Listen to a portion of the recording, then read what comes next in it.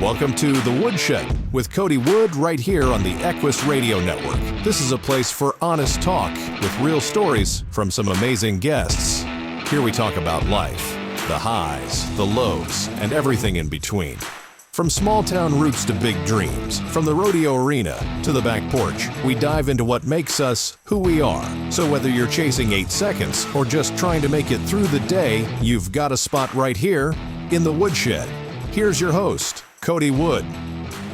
Well, hello everybody. Welcome back to the Equus Radio Network. This is the Woodshed with Cody Woods, and I've got another fantastic guest with me here today. Another great up-and-coming bronc rider, actually. So thrilled to have Dylan Ouzts from Larue, Texas, with me today. How are you, Dylan? I'm pretty well. How are you? I'm doing good. Like I was saying earlier, I'm thrilled to have you here today. Just getting a chance to talk with Ethan Cart and now yourself. I absolutely love saddle bronc riding and just, where it's going. And I think the future is really bright in that event specifically. And guys like yourself are a testament to that. So looking forward to kind of catching up, hearing about your story and what you got planned for the future. But, so folks, for those of you that don't know Dylan, this is another young up and coming bronc rider that, will probably be a household name here in the next few years, but working through things. So you're a freshman right now at Panola? Yes, sir. Yep. I just started 2 weeks ago, and everything's going pretty well so far. Yeah, very good, man. Yeah, that is just a great rodeo program. It's about as good as it gets, especially when you look at longevity and history and all those things. Is there anything particular that made you choose Panola, or what was the driving factor? Well, one thing, it's not too far from home. It's far enough, but the coach Jeff Collins, he's such a good guy, and he knows what he's talking about. He's a Pro Rodeo Hall of Fame world champion bareback rider, and if he doesn't know where to help you out in your bronc riding just because he is a bareback rider, he definitely knows the people that can help you out. And he's already taught me a lot, and we've been there 2 weeks, so. Oh, yeah, well, that's a good testament, and yeah, just a great opportunity for you, man. But you've created the opportunity yourself. You really have done a fantastic job over the last few years. Had a great high school career. Went to the National High School Rodeo Association Finals 3 different times. And reserve champion. Was that just this last year that you reserve? Yes, sir. Yeah. My sophomore year, I believe I came in third. And then my junior year was fourth, and then we got the reserve champion behind Ethan this past year. Gotcha. Good deal. And so, that wasn't that long ago, so Yes, sir. how did that week treat you in general? I know that's a long week for all those high school athletes. It is. You're focused on your rides a lot, but you want to have a good time too because it's your last high school finals, and you just want to be there with your buddies. And it's pretty awesome. Everybody's hooping and hollering behind the chutes, and everybody supports each other, and it's just a real good deal. And I was blessed enough to get on some pretty good horses, and we just had a good week, good time hanging out with everybody, and it's just such an awesome rodeo. Yeah, yeah, and it's so cool too, because you never know, who you might be rodeoing with and where you might be 10 years from now. You might be Exactly. standing next to the next Ty Murray or Stetson Wright or whatever the case may be. And there, that's just the beginning. That's just you guys building your foundation, and hopefully that'll be a fantastic path for yourself as well with multiple NFR qualifications and that sort of thing. But so I kind of learned a little bit about you, but so you don't have necessarily, rodeo is such a unique thing, right? There's so many different rodeo families and things like that, but you didn't necessarily come from a traditional rodeo family, is that right? Yeah, I didn't really. My uncle rode bulls, but that was about it. I grew up around it, I would say. Like all my best friend, his whole family team roped and stuff, and so that's what I started out doing. And I was about in 6th grade. I don't know how old I'd be there, but I guess that was Yeah, 6 or 7 years, yeah, ago. And I started off team roping, did that until I got to my freshman year of high school, and I decided I wanted to try something new, something more with a adrenaline rush or whatever, and just woke up one morning and decided I wanted to start bronc riding, and then rest is history, I guess. Yeah, no, it's so cool, man. And so are you still roping then? You were just talking about roping too. I mean, still roping quite a bit. Do you enter that side of the arena much anymore? Well, I kind of set it aside for a while to focus on the bronc riding, but yeah, I'm starting to pick it up a whole lot more. I'm going to a roping this Saturday that's in Athens. It's just a small something or another, just to get me ready because I told Coach Collins that I was gonna rope for him too, so I better get to practicing while I can before the college rodeo season starts. So yeah, I'm slowly starting to pick it back up. It's a fun deal. That's something that you can do for really the rest of your life. You can only bronc ride for so long, I guess, but Yeah, no, it's just definitely. fun. Definitely, man. I'm 43 years old now, and all the time I'm like, why did I not start roping earlier? I grew up, my dad was a bull rider, and I was always around bull riding. I did some steer wrestling, but yeah, I regret it to this day that I let that much time go by Yes, without sir. picking up a rope. So no, I think it's good for anybody to rope and rodeo wise or not. But yeah, and then so when you're looking at that sort of thing, are you on the heading side most of the time? Are you heeling? What are you doing mainly? So I started off heading, and then now I kind of went to moved over to healing. I'll be healing for the school now, so that's my main thing now, I guess. Oh, okay. Good deal. And Yes, then, sir. like I said, I just read a good art, got caught up with you a little bit, read an article about you. It said something about, Robson Palermo and some of the aspects there. So fill me in on that a little bit. How's that connection and how did that get started?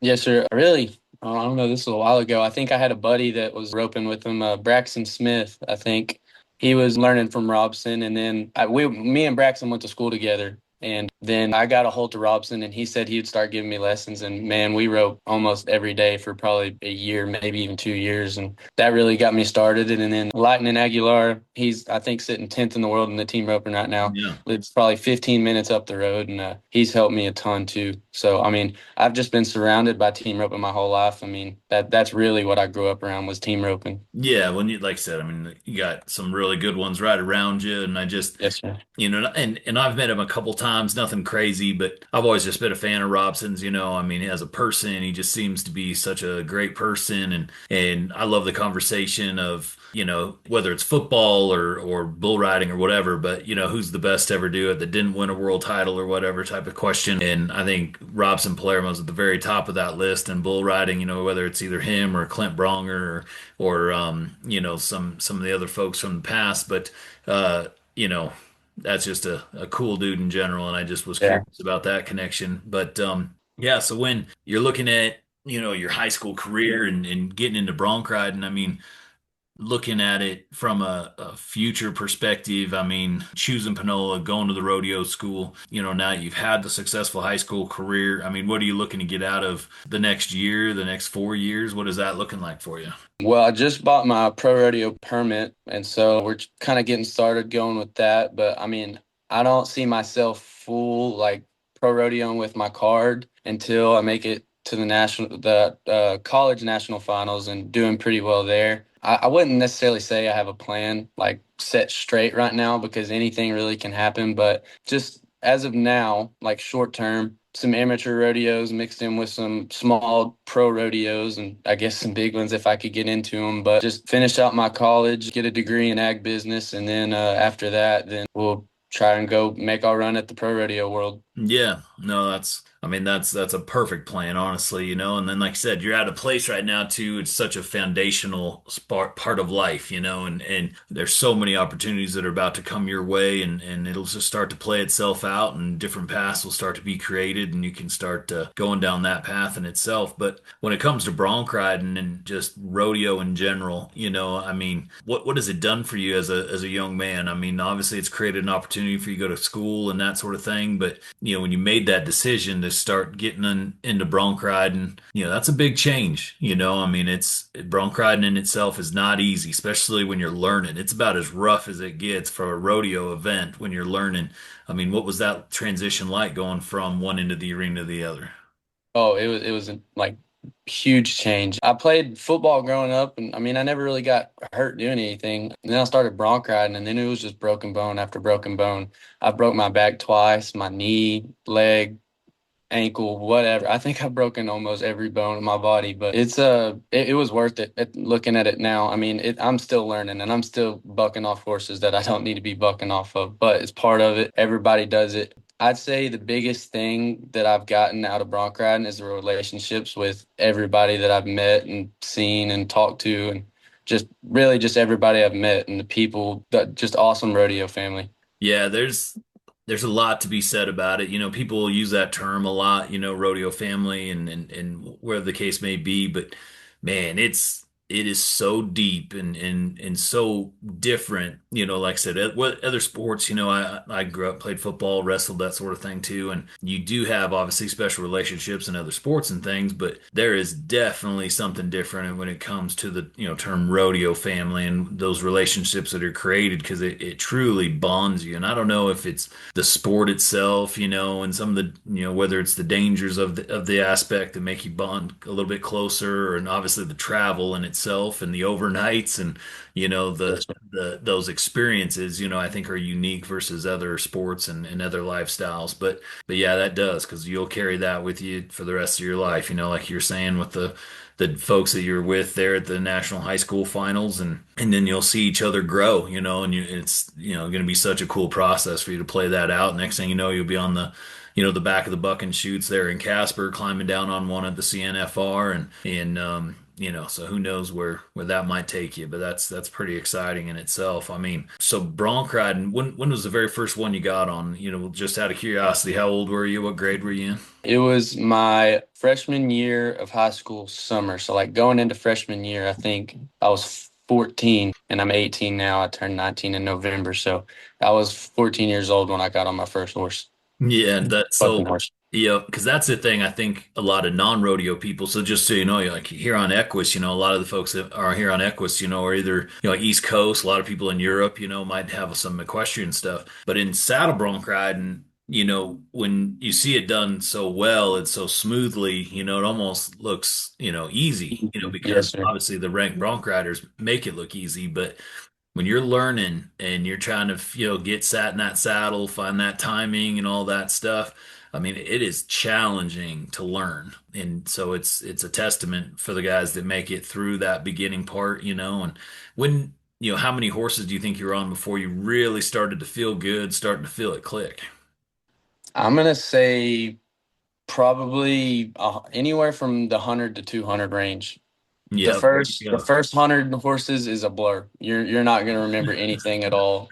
I think I even closed my eyes for most of those horses and just prayed. But starting after that, the first couple seconds, well, after the whole thing's a blur, then it's just, well, a couple seconds of it's a blur. And then you start after that, it's just like, okay, now everything's slowing down and you can feel and see what you're doing right or wrong. And then just being on the spur board and practicing your fundamentals, your body's going to automatically know where it's supposed to be and where it's not supposed to be.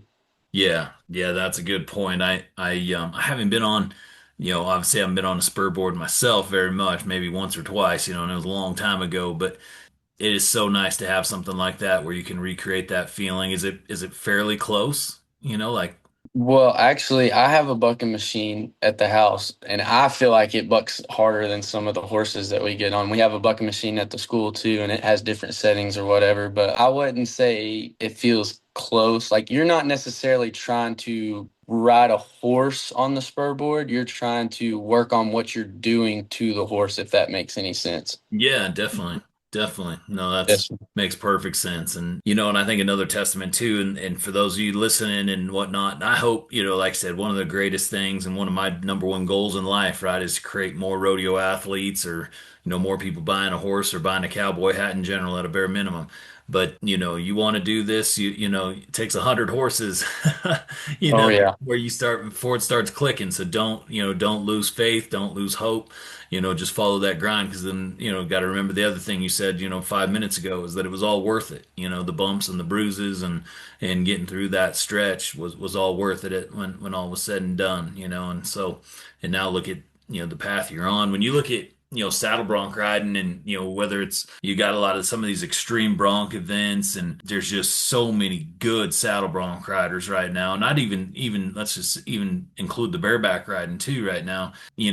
there for, I don't know, let's say a 10-year period, it was starting to fade off a little bit. You know, you're getting a little nervous. Some of the numbers were going down, but I feel like we're starting to see some numbers creep back up, you know, and yourself being 18, coming on 19, how do you feel about that? Like when you're at the high school finals or those conversations, are you seeing a lot more kids out there that are, you know, getting started, or what are your thoughts on the future of saddle bronc riding? I think it's only up from here. I mean, even with the horses too, like there's so much science behind how these horses are bred and everything now, and the horses are going to get even better. And there's new ways to learn saddle bronc riding. There's actual bucking machines now that they didn't have back then, and I think it's only going to be up from here. I think you're right, you know, and I think obviously there's been a trend, and for good reason, you know, where you call it the Yellowstone effect, or you know, just Western sports conservatism, you know, just there's a lot of different aspects that are drawing people to rodeo, you know, whether it's, you know, going through COVID and people having to stay home and then, you know, being refreshed when they go to a rodeo, you know, but there's a reason why ticket sales are up at rodeo and viewership and all those things. And so when you see these folks and they're watching some of these events and they're not used to rodeo, you know, the saddle bronc riding, I think, is really appealing, you know, and there's a lot of different things about it too. You don't have to buy a horse, you know, so, you know, you can get these folks that, whether they're from, you know, the suburbs or whatnot, you know, don't have a place for a horse, maybe don't have the money for a horse, you know, and all you need is your gear bag and a saddle. But so I'm looking forward to seeing where it goes. You know, I actually, in the last podcast with Ethan Cart, you know, I'd mentioned, you know, I was announcing a pro rodeo in Craig, Colorado, and had 15 bronc riders entered. You know, and so that was, you know, I was thrilled to see that. Yes, You sir. know, one night performance, you know, and have 15 bronc riders. That's pretty darn good for a Thursday night. So yes, we'll see kind of where that goes. I just, you know, I mentioned it to him too, you know, but I've always been a little bit, you know, envious. You know, when you watch a Wright brother, or you know, Et Bowers or whoever, right? Any rank, you know, Zeke Thurston, you know, make a 90-point bronc ride that is so flawless. That feeling of being tapped off like that has got to be one of the greatest feelings in the world. You know, is there a ride or like that stands out to you as maybe what you would call your best ride so far, the one that really stands out? I think it was Fourth of July weekend this past year. Just it was the first. I believe it was my first rodeo on this past fourth run that we went on, and it was in Teague, Texas, at an amateur rodeo. I had a really nice horse, and it felt great. I was excited. After the rodeo, me and my buddies, I believe I don't even remember where we went, but it was the start of us traveling up to Wyoming for the national finals, and then just Oklahoma everywhere. But I remember that ride in specific just because I remember everything felt like slow motion, just because I mean I hit almost every jump and it just felt great. Yeah, that's awesome. That's awesome. And now that sets the bar, and now it's, you know, then you just keep getting better and better, and but you know, that's always such a cool question to me too, you know, and having those conversations with a guy, you know, because in sometimes it might not even be their best ride, but there's something like so you know, a memory or some aspect about it that stands out. And so yeah, and like I said, you got so many of those ahead of you, but you know, you talked about, you know, football and some of the other things that you're doing. And like I said, I read an article about you. Did you stay doing some of those other sports throughout high school, or did you cut it off there at one point? So I've played football all the way up to eighth grade. My freshman year, I didn't play because I thought I was gonna just focus on rodeo and just do rodeo and that's it. And then sophomore year came around and I was like, well, I kind of really miss football again. And so I played football and I rodeoed at the same time. We made it work, and the same thing for my junior year. And then it came around to senior year, and then I wanted to just focus on bronc riding again so that I could go to school and ride for a college somewhere, and that I could shoot my shot for a state championship. But yeah, I just really just football and rodeo, and I tried to balance it, and I felt like I balanced it pretty well, but I wanted all my attention on riding bucking horses. Yeah, yeah. At some point, you know, you kind of get to that place in life or whatnot, and you got to kind of make. I guess you don't have to, but well, I mean, at college, you know, sort of thing. You know, definitely, it takes a lot of your time. You know, no Yes, matter sir. what sport you're doing. But yeah. So when you're talking about like just being an athlete and some of the physical aspects of it, whether just working out simply, whether it's with a, champion living group or whatever the case may be. What does that look like for you? Do you work out a lot? What kind of like physical fitness do you look into when you're riding broncs? Yes, sir. So we have scheduled and mandatory workouts Tuesday and Thursdays in the mornings at the school. But most of us, we work out almost every day up at the school, and just not necessarily lifting a bunch of weight and trying to get huge, but keeping our muscles moving and getting them in the right shape and working on the muscles that most people don't work on. Just because, I mean, you can feel it after you get off a horse, like, oh, I should have done something, stretched that muscle or worked out that muscle this week. And it's a lot of the little things that people don't think about when you go into the gym. Yeah.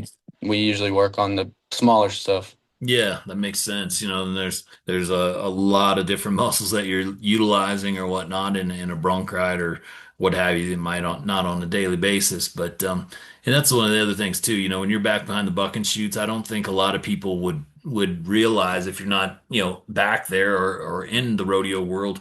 I mean, you guys might be spurred up, shapped up even at this point, but like I'll never forget it. It was in Utah and just seeing some of those bareback riders just jumping rope, even just getting their heart rate going, getting their motor running, and then some of the work that you guys even do on your saddle, even ahead of time. I mean, I know you're just rosining things up, but there's a lot of movement going into it, that is, I think, overlooked in sports that needs to be highlighted a little bit more, and the true athlete that a bronc rider is and what it takes to be an athlete to get by a really good horse, and to do it right the right way, I think, is a good story to be told. Yes, sir. I'd say about 95% of bronc riding is all mental. So it's just when we buck off a horse, and there's always videos of us bucking off of horses. Well, coach told us in a meeting that we have this week, if he catches us watching a video of us bucking off a horse, we're going to get into some trouble. So he told us to go through our phones and delete every video that we have of us bucking off horses. It's just to keep our hopes up. Why go back and watch what you did wrong when you know what you did wrong, and you just go fix it instead of just keep watching over and over what you did wrong. But yeah, like I said, 95% of it's mental, so it's all in the head. Yeah, yeah, no, big time. And I think you can say that about life or any real Exactly. sports too, like, and I love that he said that, because again, just going back to my experience, but like I said, my dad was a bull rider and, our house was filled with pictures of him riding bulls, right? But he would never buy a picture that he bucked off of, because for your exact point, why would you put a picture up on the wall that all it does is trigger a memory of you falling off and not succeeding, even if it is the rankest flick that you've got, it's not worth putting up on the wall just for that negative mental aspect and the damage that could be done from it. So that's a great lesson in itself. Obviously maybe watch it, learn from it, and then race it. Why, why Exactly. dwell on it, but Yes, sir. yeah, that's pretty amazing. So now that you're, started your freshman year and getting things rolling, what's the first college rodeo? Well, the first college rodeo is our college rodeo, and it is I believe it's September 26th and 27th, in Carthage at Panola. So that should be a pretty good deal. We got to work it. All the rodeo athletes, if you're not doing your event, we got to work it. But shouldn't be that bit bad. At least we get it over and out of the way, and then we just go to everybody else's rodeos, and they have to work it. Yeah, yeah, no doubt. So that's just a few weeks away, I mean, obviously you're going to be in the bronc riding. Do you think you'll be in the team roping at that first one, or what's that look like? Yes, sir. We should be. Yes, sir. Yeah, good deal. And then as far as the college season in itself, you've got a good run right here in the fall going into the winter, right? And then you take a bit of a break, is that right? Yeah, I believe it's 2 months. I think we don't ride in December or January, and then we're back in February for, I want to say, the Texas A&M rodeo. Okay. Yeah, and then and like I said, then hopefully we'll see you here in Casper in Yes, sir. June. But then, you said you got your permit. Have you entered any pro rodeos yet? I entered one in Mesquite a couple weeks ago. It's just like Mesquite's a rodeo that you kind of just go to fill your permit. Yeah. I just wanted to go just to get the feel of things. I mean, it was just a first pro rodeo. Didn't do Yeah. too well there. Kind of fell off a hopper, but we got back on the practice machine and spurred another horse Tuesday, so we're back in the game, I guess. Yeah, absolutely. And like you said, you got that first one out of the way, and focus on these college rodeos, and all that stuff will come, Yes, sir. and no sense rushing it, like you said. I mean, it's so cool to watch a lot of these younger athletes, whether you're bronc rider or bull rider or whatever event, and how they're approaching their career, and looking at it from more of a long-term perspective or rookie of the year perspective. I think, there's probably a lot of guys that did that, obviously, for that throughout the last few decades, but I think a lot of guys too at the same time just, didn't really have a set plan, or just even think it through. They just got their card and went right to it. And a lot of guys still Yes. do that, but I think there's a lot to be said about going about it the way that you're going about it, especially in bronc riding, and you know this better than me, but I feel like anybody can jump out there and be an athlete and ride a bucking horse. Anybody can, ride a bull, essentially, if you're an athlete. However, I don't know, saddle bronc riding is so unique. There's such an aspect about it to where you have to have those 200 horses. You can't just get down on one and make it work, just Yes, like sir. that's one of the reasons I love wrestling, right? Like, you can have the greatest athlete in the world, you put him on a wrestling mat and he can get, pinned in no time flat, because, you have to go through the process of learning the actual sport itself. And I think saddle bronc riding is very similar in that sense. 100%. Yes, sir. Yeah, yeah. And so after with Panola and your ag business degree, I mean, there's so many different things you can do with ag business, but from a career perspective, have you thought about that at all, or any things that interest you? Yes, sir. I'm hoping one day I can take over my dad's tractor dealership and then try to start up something of my own. Haven't really figured that out, but just hoping something comes into my life that I can open up, and start something of my own. Yeah, fantastic. What kind of dealership is it? It's a Kubota dealership. Oh yeah, good deal. Yes, sir. Yeah, man, perfect. Yeah, so there you go, man. There you go. Get your ag business degree. Qualify for the CNFR a few times, and ride this out. And like I said, just keep that thought process and that look. Like, there's so many cool opportunities coming up, within business and things out there for folks your age, is, this boomer generation or whatnot is starting to retire, and that sort of thing, and what might come from, those businesses closing, or, maybe another farm dealership, or, tractor dealership that you might be able to obtain. You never know where Yes, it sir. could go. So, because that's the other thing too, and I don't like to harp on it, but, you talk with some of these guys, and whether it's just, you got to be able to have that vision for the next step too, and whether you're a great situation where you got a very specific possibility and whatnot, but even if it's just opening up a E-Trade account or Schwab.com account, and just start putting a few paychecks away in some sort of investment, whether it's Tesla or crypto, it don't matter, whatever interests you. But I had these conversations the other day with these guys, and their ability to rodeo.